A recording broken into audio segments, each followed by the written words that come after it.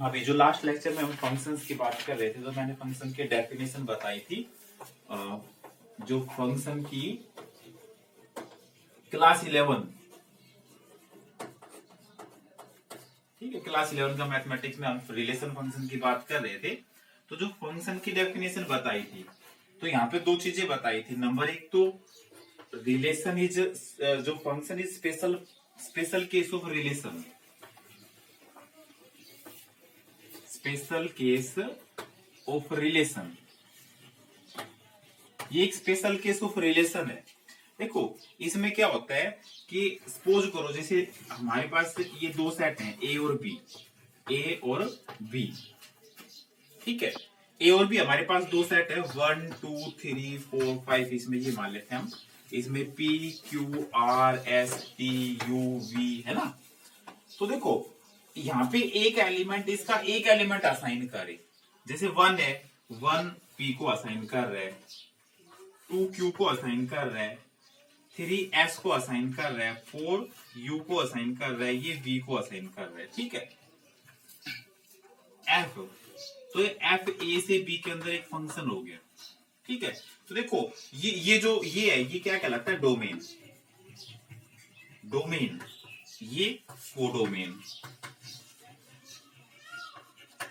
पर इसी में अगर अगर देखो एक एलिमेंट एक से ज्यादा एलिमेंट असाइन कर रहा है, एसोसिएट कर रहा है, एक एलिमेंट एक से ज्यादा इमेज दे रहा है, ठीक है, तो वो फंक्शन नहीं है। तो फंक्शन की डेफिनेशन के लिए नंबर एक तो हर एक एलिमेंट एक एलिमेंट असाइन करे, डोमेन का हर एक एलिमेंट के लिए एक एलिमेंट एग्जिस्ट करे। अगर एक से ज्यादा एलिमेंट एसोसिएट करेगा, एक से ज्यादा एलिमेंट देगा, फंक्शन नहीं है। ये डोमेन हो गया, ये कोडोमेन। हम ये कहते हैं जैसे 1 है, 1 असाइन कर रहा है पी को, तो 1 की इमेज पी, 2 की इमेज क्यू, 3 की इमेज एस, 4 की इमेज यू, 5 की इमेज वी। तो हम ये कह सकते हैं F of 1 is equal to P, F of 2 is equal to Q, ठीक है, ये हो गया। अब देखो हम यहाँ पे फंक्शन, ये फंक्शन का नंबर एक तो यहाँ डोमेन का हर एक एलिमेंट यूनिक इमेज दे, ठीक है, एंड ऐसा एलिमेंट कोई नहीं बचे जो जिसकी इमेज ही एग्जिस्ट ना करे। यानी एक एलिमेंट अगर ऐसा मिल गया डोमेन का जिसकी इमेज नहीं होगी तो भी वो फंक्शन नहीं है। तो देखो फंक्शन की मैं डेफिनेशन की यहाँ पे बात करूं तो definition, letter A and B are two sets and a mapping, F is a mapping, F from A into B is a mapping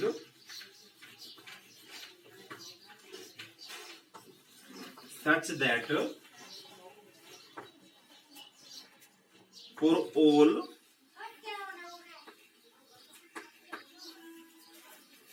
x belongs to A, there exists y belongs to B such that f of x is equal to y, और there exists y belongs to B, हम कह सकते हैं unique y, ठीक है, there exists unique y, unique y belongs to B such that f of x is equal to y। ये definition की बात होगी कि डोमेन के हर एक एलिमेंट के लिए एक यूनिक एलिमेंट y में मिले। अगर कोई ऐसा एलिमेंट, सपोज करो कि मैं ऐसे कर दूं, ये 3 को हम इससे और कनेक्ट करा देते हैं, ठीक है, ये तो एक एलिमेंट दो एलिमेंट एसोसिएट कर रहा है, दो इमेज एसोसिएट कर रहा है, तो ये फंक्शन नहीं है। बात समझ भाई? फंक्शन के लिए क्या बताया, हर एक एलिमेंट एक यूनिक एलिमेंट एसोसिएट करे, एक से ज्यादा एलिमेंट एसोसिएट नहीं करे। कोई भी डोमेन का ऐसा एलिमेंट नहीं मिलना चाहिए जिसकी इमेज ही ना हो, तो भी वो फंक्शन नहीं है। बस हमने दो ही चीजें, कोडोमेन में हमारे पास ऐसा भी हो सकता है एक एलिमेंट एक से ज्यादा एलिमेंट एसोसिएट कर सकता है। जैसे देखो एक फंक्शन ले लेता हूं मैं, F of x is equal to, या ए कोई सेट ले लिया मैंने, ए इज इक्वल टू -1 0 1, ठीक है, and f A into a defined as f of x is equal to x square. Then देखो f of x is equal to x square है, तो ए इंटू ए, यहाँ पे डोमेन भी है कोडोमेन भी है, -1 0 1 -1 0 1 F F of x equal to x square है, एफ ए इंटू ए, यहाँ पे ए इंटू ए ये है, ए ये है, ठीक है। अब देखो -1 का स्क्वायर कितना आएगा, +1, 1 का स्क्वायर भी 1 और 0 का स्क्वायर 0। तो देखो दो एलिमेंट सेम एलिमेंट एसोसिएट कर रहे हैं, तो क्या ये फंक्शन है? हाँ है। यहाँ पे हमारे पास रेस्ट्रिक्शंस ये थी कि हर एक के लिए यूनिक एलिमेंट एग्जिस्ट करे, दो के लिए सेम कर सकते हैं। कोडोमेन में ऐसा एलिमेंट भी रह सकता है जो किसी की इमेज ना हो, ठीक है। तो फंक्शन के लिए क्या देखना है, डोमेन के हर एक एलिमेंट के लिए क्या एलिमेंट एसोसिएट होगा, है ना। तो यहाँ पे हम मैपिंग की बात कर रहे हैं, तो एक तो चीज आ गई डोमेन। डोमेन क्या होता है? जिसके लिए फंक्शन डिफाइन होता है, ठीक है, जिसके लिए आंसर मिलता है। जैसे जिस सेट में से हम जो सेट हम पुट अप करके जिसके लिए वो डिफाइन होता है फंक्शन, वो उसका डोमेन हो गया। जिन जिन पॉइंट्स के लिए फंक्शन डिफाइन है वो उसका डोमेन हो गया। रेंज यहाँ पे ये कोडोमेन है। कोडोमेन जिस सेट में हमें एलिमेंट मिलेगा वो क्या कहलाएगा? कोडोमेन। और रेंज जो आंसर्स का सेट है, यहाँ पे 0 और 1 इसकी रेंज आ गई। डोमेन तो आ गई -1 0 1 और रेंज 0 1। कोडोमेन और जो कोडोमेन या मैं कह सकता हूं range of F is subset of, जो रेंज है इसकी is subset of codomain. Codomain of F की का सबसेट होगा। इस सेट में जिस सेट में हमें आंसर मिलेंगे वो तो हो गया कोडोमेन, और जो आंसर्स का सेट है वो आ गया रेंज। क्लियर हो ये काम? आंसर का सेट है वो क्या आ गया? रेंज। आज हम कुछ एक अब स्पेशल टाइप के फंक्शंस की बात करेंगे, और एक और चीज भी, एक मैपिंग हम इसको ग्राफ के ऊपर ड्रॉ करेंगे। तो कुछ एक फंक्शंस के ग्राफ आपको फ्रीक्वेंटली आपको आने चाहिए, जो दिमाग में, जैसे तुम्हारे दिमाग में आए कि भाई मैं कहता हूँ लीनियर फंक्शन, तो उसकी इमेज दिमाग में आ जाए कि लीनियर ऐसा होता है, चाहे ऐसा हो या फिर लीनियर ये हो, है ना, एक लाइन बनेगी दिमाग में। ऐसे ही अगर मैं कहूँ कि F of x equal to x, तो आपके दिमाग में ये चीज जब की जब आ जाए, ठीक है, तो उससे इजी कम हो जाएगा सारा का सारा, ठीक है। तो मैं अब कुछ एक स्पेशल फंक्शंस जो आपकी बुक में है वो भी डिस्कस कर रहा हूँ, और थोड़े बहुत उससे एक्स्ट्रा भी डिस्कस कर रहा हूँ, ठीक है। टाइप्स ऑफ फंक्शंस,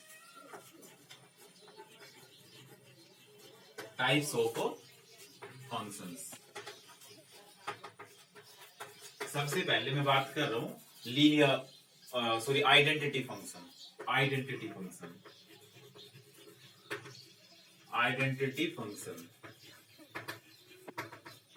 तो एक आइडेंटिटी फंक्शन क्या होता है?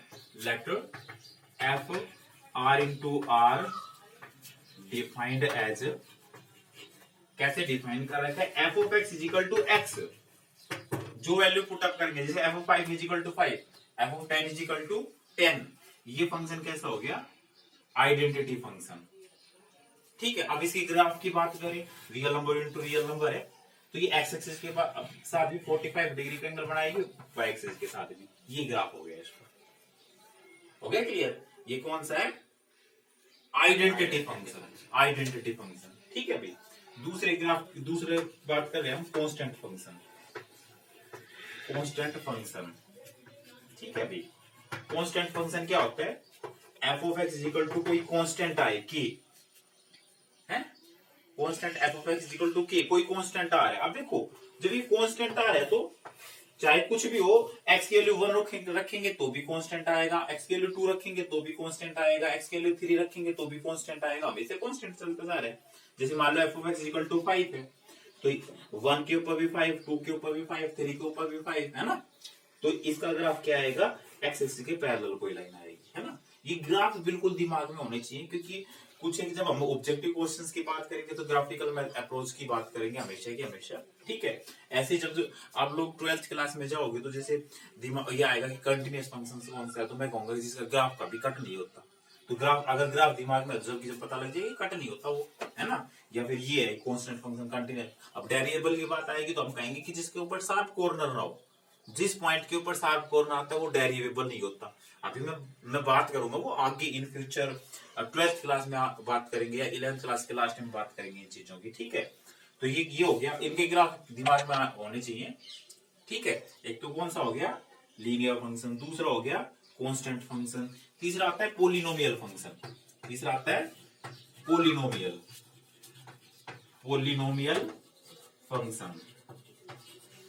तो जो पोलिनोमियल फंक्शन होता है, किस टाइप का होता है, F of x is equal to A nought X की power N plus A one X की power N minus one plus up to A N, इस टाइप का। जैसे क्यूबिक फंक्शन भी तो पोलिनोमियल फंक्शन हो गया, तो जैसे ये हो गया 5x cube plus 6x plus 7x plus 10, ये क्या हो गया, पोलिनोमियल फंक्शन हो गया, जहां पे n की वैल्यू 3 है, यहाँ पे n की वैल्यू कुछ आएगी है ना। तो इस टाइप के जो फंक्शन है यहाँ पे, but where A nought a1 up to जो an आएंगे वो सारे के सारे रियल नंबर है, इस टाइप का फंक्शन क्या कहलाएगा, पोलिनोमियल फंक्शन। ठीक है भाई, क्लियर हो गया। इसके ग्राफ में हम इसके स्पेशल केस की बात करेंगे हम। तो मैं यहाँ पे दो चीजें आपके सिलेबस में नहीं है, पर फिर भी मैं बता रहा हूँ, बुक में नहीं है, मतलब सिलेबस में तो है, बुक में नहीं है इसमें। तो एक तो हो गया जैसे ये graph of the type of, जैसे एक तो हो गया एक्स की पावर एन टाइप का ग्राफ, अगर आपके पास आ जाता है वाई इज इक्वल टू या f of x is equal to x की पावर एन है, y is equal to f of x is equal to x की पावर एन है, इसका ग्राफ कैसे निकालोगे। ठीक है, बात कर रहा हूँ एक बार पोलिनोमियल में इसका सब पार्ट बना लेना। y is equal to f of x is equal to x की पावर n, तो दो केस हो गए, एक तो मैं n इज इक्वल n एक तो नेचुरल नंबर है, ग्रेटर देन 2 है। ठीक है, तो दो केस हो गए, एक तो when n is even, when n is even, तो जो इसका ग्राफ आएगा वो किस टाइप से आएगा,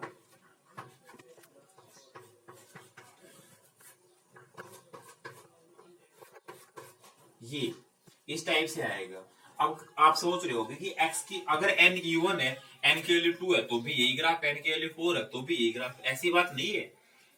ये ग्राफ है ना, n की डिफरेंट वैल्यू के ऊपर इसकी जो शेप है थोड़ी सी, ये शेप ये की रहेगी। जैसे देखो मैं ये कह रहा हूं, जैसे ये मान लो x की पावर 2 का ग्राफ है, x की पावर 2 का ग्राफ है ना, पावर बढ़ा देते हैं x की पावर 4, तो वो कुछ ऐसे हो जाएगा, ये खींच जाएगा। जो 1 तक का ग्राफ है वो जैसे इसके नीचे चला जाएगा और फिर इसको क्रॉस करके ऊपर जाना शुरू कर देगा। समझ रहे हो, जैसे क्या कैसे चला जाएगा 1 तक जाके और फिर इसको ब्रेक करके ऐसे जैसे जैसे हम पावर बढ़ाते जाएंगे नीचे से सिकड़ता जाएगा और ऊपर से, सॉरी नीचे से तो फैलता जाएगा, ऊपर से सिकड़ता जाएगा। ठीक है भाई, ये आता चला जाएगा। बस दिमाग में ये रखो, x की पावर n अगर n इवन है तो इसका ग्राफ पैराबोला टाइप से आएगा, parabola y equal to x square का ही आएगा। अगर पैराबोला की बात करते हैं तो y equal to x square ही आ रहा है, x की पावर 4 पैराबोला टाइप से आएगा, है ना। दूसरी बात, अगर n ओड है तो व्हेन n इज ओड, जब n ओड है तो कैसा ग्राफ आएगा, इस टाइप से ग्राफ आएगा। देखो ये ओड का मतलब जैसे x की पावर 3, x की पावर 5, x की पावर 7, मैं यहाँ पे किसकी बात नहीं कर रहा हूँ, x की पावर 1 की बात नहीं कर रहा हूँ। ठीक है, क्योंकि x की पावर 1 यानी y इक्वल टू x तो हमने पहली बात कर ली इसकी, ये आ गया। तो ये कैसा हो गया, ये ग्राफ। तो ये जो ग्राफ है ये दिमाग में होने चाहिए। यहाँ देखो अगर हम इसके डोमेन की बात करें तो ये माइनस इन्फिनिटी से प्लस इन्फिनिटी तक चलेगा, पर इसकी रेंज की बात करें तो इसके आंसर्स तो पॉजिटिव एक्स वाई एक्सिस के ऊपर आ रही है ओनली, है ना। तो इसकी रेंज आएगी, वो कैसी आएगी, आर पॉजिटिव। इसके डोमेन कैसी आएगी, सारे रियल नंबर, और रेंज कैसी आएगी, आर पॉजिटिव। इसमें डोमेन सारे रियल नंबर और रेंज भी सारे रियल नंबर, क्योंकि वाई एक्सिस को भी पूरा कवर कर रही है। क्लियर हो गया ये। इसमें हमने बात करी, अभी किस चीज की बात करी है, एक तो पोलिनोमियल फंक्शन की बात कर ली है। अब सिलेबस में आपके में है रैशनल फंक्शन। रैशनल फंक्शन कौन से होते हैं, रैशनल फंक्शन,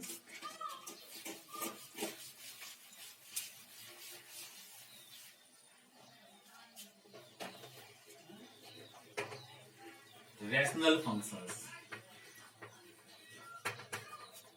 कोई भी function f of x upon g of x type का, where g of x is not equal to 0, जो भी फंक्शन होगा वो रैशनल फंक्शन कहलाएगा। ठीक है, वेयर एंड एक और भी बात है, F of x and g of x both are polynomial, both are polynomial function. तो ये जो है ये भी क्या कहलाएगा हमारे पास, ये क्या कहलाएगा हमारे पास, पोलिनोमियल फंक्शन। ठीक है भाई, पोलिनोमियल फंक्शन समझ में आ गया। है। इसके बाद जो बात कर रहा हूं मैं मॉडुलस फंक्शन, सबसे इंपॉर्टेंट है मॉडुलस फंक्शन आ गया और सिग्नम फंक्शन आ गया। मॉडुलस फंक्शन अगला है मॉडुलस,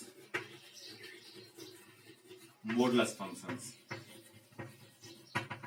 तो जो मॉडुलस फंक्शन है वो किस टाइप का है, F of x is equal to मान लो मोड ऑफ एक्स है ये, ठीक है, ये मॉडुलस फंक्शन। तो हम क्या लिखेंगे, let f R into R is f function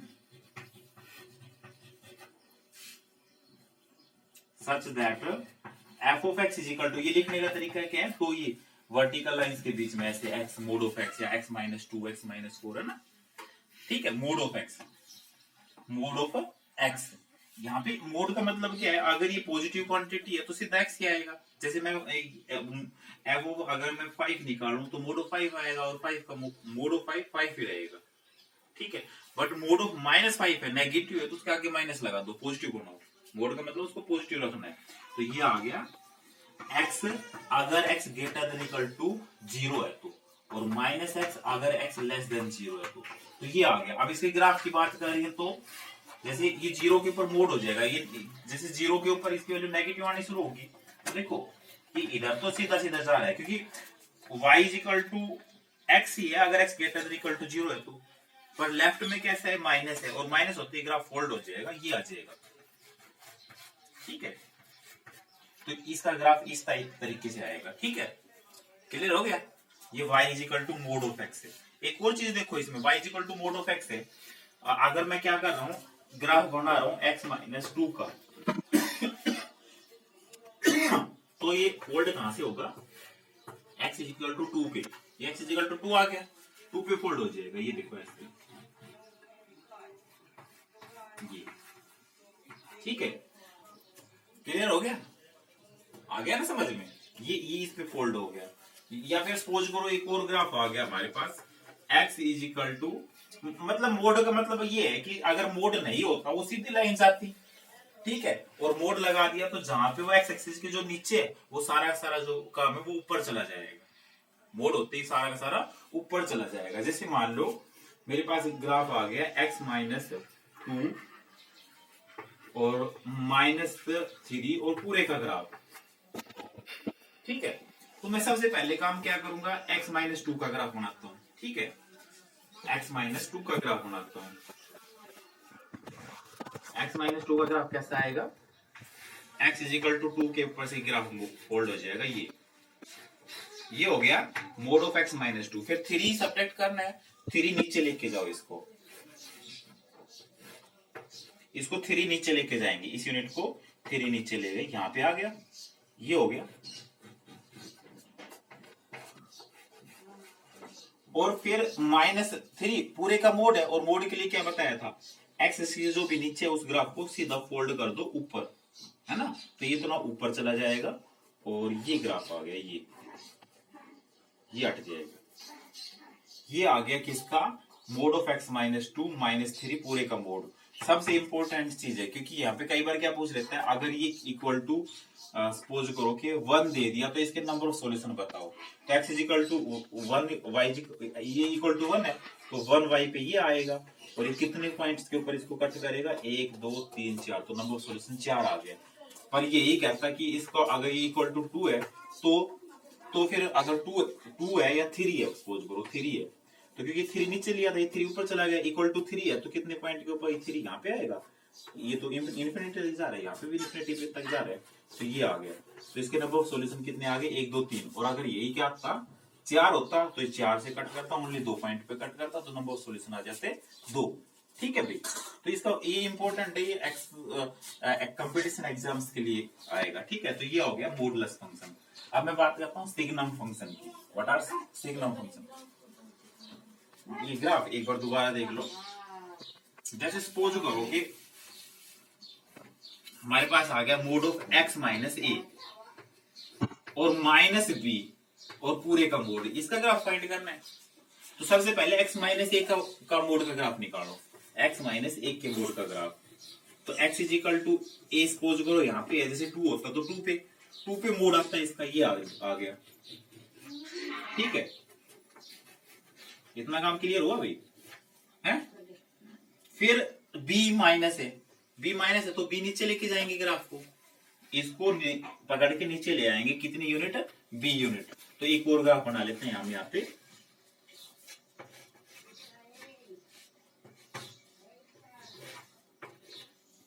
ये था x is equal to a, b नीचे ले गए तो b नीचे ले गए तो ये इतना आ गया, यहां तक पहुंच गया, सपोज करो ये b हो गया, b यूनिट, और b यूनिट नीचे चला गया, और ये ग्राफ वैसा का वैसा है। ठीक है, जो भी है वो मैं रफली बना रहा हूं। ठीक है, और फिर दोबारा मोड, मोड का मतलब क्या है, नेगेटिव है उसको पॉजिटिव, अब नेगेटिव तो एक्स के नीचे वो नेगेटिव, b ऊपर लेके जाओ, ये हो गया b ऊपर, और इसको ऐसे फोल्ड कर दो, ये इसको मिटा दो, ये इसका ग्राफ हो गया। हो गया क्लियर? तो सर इसको डायरेक्ट ऊपर ही नहीं बना सकते, नीचे बना देंगे क्या? समझ में कैसे आएगा, हमारे दिमाग में कैसे आएगा कि यहाँ तक कट करना है, ये पॉइंट भी तो ढूंढने हैं ना। ठीक है, तो एक्चुअल में ये जो हम यूज करते हैं मैथ के अंदर, सीधा इसको रफ के लिए यूज करते हैं। इसके बाद मैं बात कर रहा हूँ सिग्नम फंक्शन की। सिग्नम फंक्शन, सिग्नम फंक्शन, तो ये भी बहुत आसान सा है। Signum function, a function f R into R is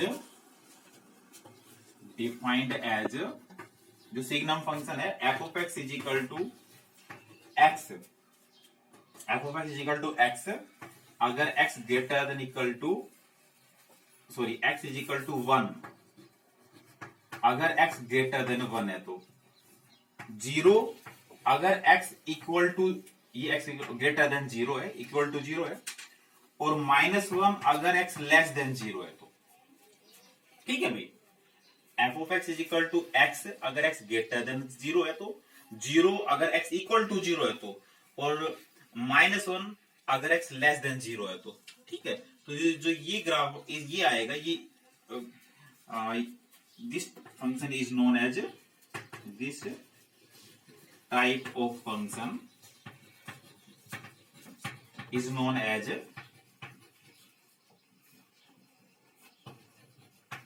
signum function, signum function. ठीक है भाई, एक और भी चीज है, जो सिग्नम फंक्शन का जो ग्राफ आता है वो किस टाइप का आएगा, ग्रेटर देन 0 है तो, ग्रेटर देन 0 भाई, 0 के ऊपर तो इसके लिए 0 आएगी, ग्रेटर देन 0 है तो 1, तो ये 1 से लेके इधर चली जाएगी सीधी, 1 कांस्टेंट फंक्शन है, हो गया ना, ये तो 0 छोड़ दिया, और लेस देन 0 है तो 0 छोड़ के -1। तो अगर कोई इसके डोमेन की बात करे तो डोमेन तो हर एक नंबर के ऊपर x की कोई भी वैल्यू लो y की वैल्यू मिलेगी, पर रेंज की बात करें तो इसकी रेंज में बस 3 ही नंबर आएंगे, या तो -1 या 0 या 1। आंसर अगर हम इसमें, मैंने क्या बताया था, रेंज का मतलब जो आंसर्स का सेट है ना, तो इसके रेंज में कौन सा आएगा, डोमेन ऑफ एफ। यहाँ पे डोमेन क्या आएगी, डोमेन ऑफ एफ सारे real number, and range of F, range of F उसमें क्या आएगा, 3 नंबर आएंगे, -1 0 1, बस हो गया, इतना काम क्लियर हो गया, क्लियर। ये सिग्नम फंक्शन हो गया। अब बात करता हूं मैं greatest integral function, greatest integral function और फ्रैक्शनल पार्ट फंक्शन। ठीक है, आज टाइप ऑफ फंक्शन के ऊपर बात कर रहे हैं। कौन सी बात, किसकी बात कर रहा हूं मैं, greatest integral function, greatest integral function. let f r into r is defined as f of x is equal to, इसको स्केयर ब्रैकेट में लिखते हैं। ठीक है, ये किस में लिखा जाता है, स्केयर ब्रैकेट में। f of x is equal to greatest integer of x, ये बोला जाएगा ग्रेटेस्ट इंटीजर ऑफ x, ऐसे डिफाइन कर रखा है, या ऐसे लिख रखा है, such that only integral part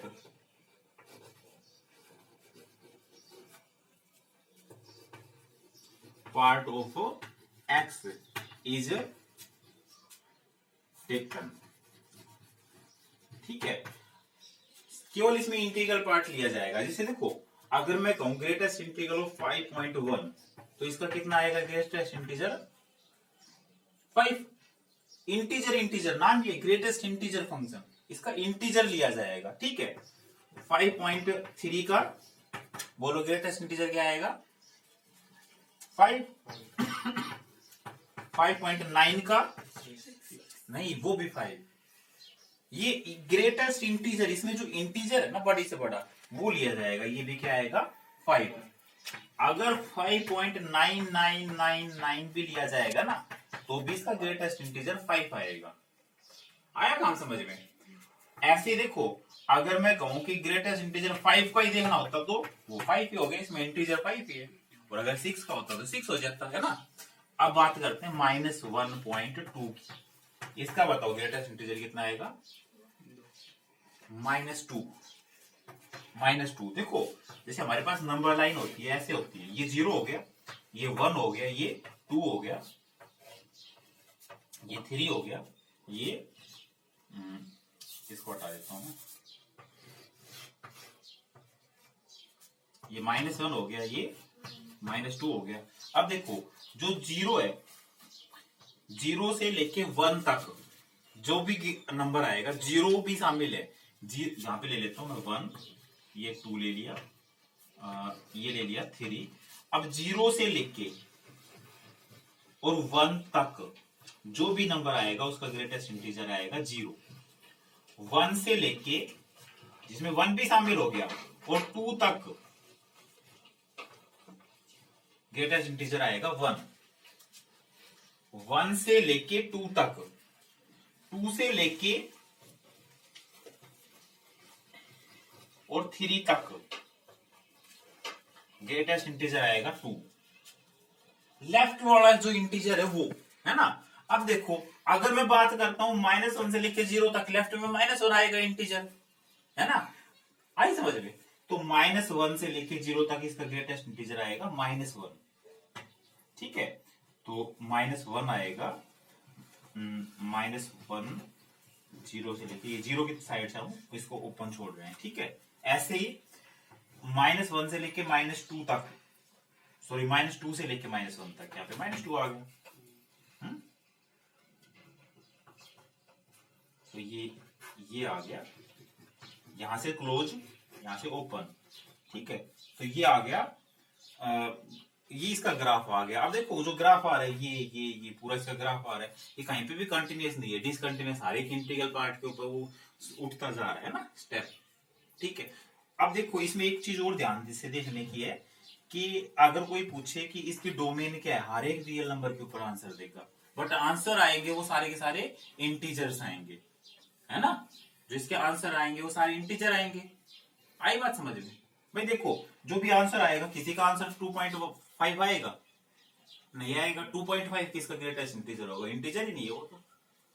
ठीक है, तो आंसर आएंगे वो सारे के सारे क्या आएंगे, ऐसे ही हम आगे तक चलेंगे, ऐसे पीछे तक। तो इसका जो डोमेन, जिसके ऊपर आंसर पॉसिबल है, वो तो क्या आएगा?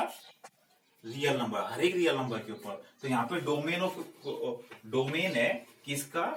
ग्रेटेस्ट इंटीग्रल फंक्शन का जो डोमेन है वो क्या आएगा? सारे रियल नंबर। और रेंज आएगी only integer.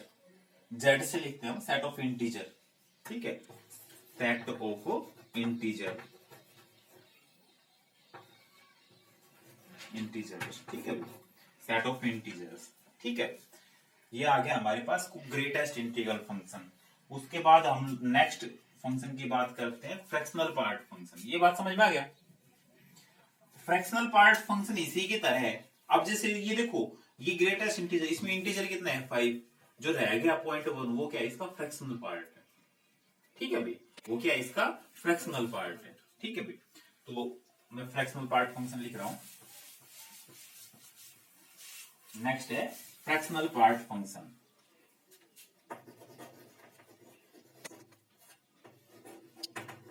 Fractional part function,